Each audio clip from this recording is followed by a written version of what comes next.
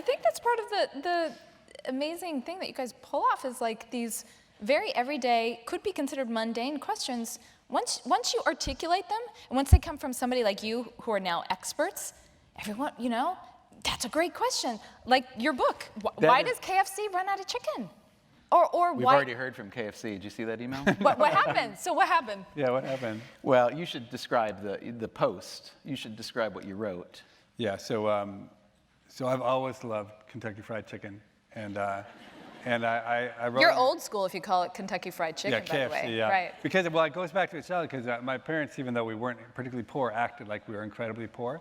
And so literally once a year, they would splurge, and we would get to go to what was then called Kentucky Fried Chicken. And that was the big event in our house. So I've always, I think because of that restriction of the amount I was able to have, I've always pined for Kentucky Fried Chicken. And, but my customer service experiences have been incredibly bad, like consistently running out of chicken. And you think it seems like a strange thing. It's KFC, the only thing they serve is chicken, and they don't have chicken. Wait, you'd go once a year, and more than once a year they would run out of chicken on the day you were there? No, I used to go once a year. Now I'm an adult, I can do whatever I want. I go all the time. Right. And so at some point we were thinking about calling the book, you know, why does KFC run out of chicken? But anyway, I didn't read the email. What happened? I think that was our first choice for a title. This was our fourth choice. The lawyers got involved in the other three, including apparently you don't want to use KFC in a book title, especially when you're accusing them of always running out of chicken. But the Wait, what were the other two that got turned down?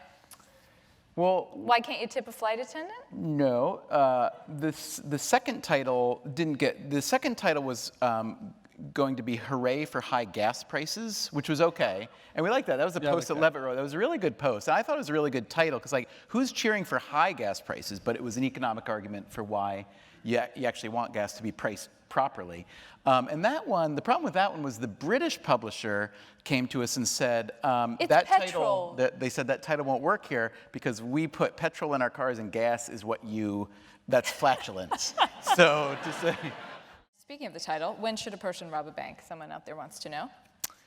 So the short answer is never. So it turns out that robbing a bank, if you're going to be a criminal, that bank robbery is just a really stupid way to go. That the ROI on bank robbery is very, very, very poor for a variety of reasons. You don't get that much money, just the way that banks are set up. You get caught. So the average bank robber will rob 3 banks and then get caught and go to prison, usually. So the ROI overall is quite poor. And you only get like $4,000, Yeah, right? yeah. I mean, it's not, you don't get it what you think when you rob a bank. A lot more in Britain. Yeah, that was interesting. You know, consider that. It's all those pennies. It's all those Yeah, pennies. because they don't have the pennies, right? And you So also point out that they tend to rob banks like after 11. These people like to sleep in. Oh yeah, so here's the thing. When you look at bank robbery data, which is really fun to look at, no one day is that much more successful than another. Friday is busier than others, but you're not necessarily more successful. But as it turns out, the success rate is much higher in the morning than in the afternoon.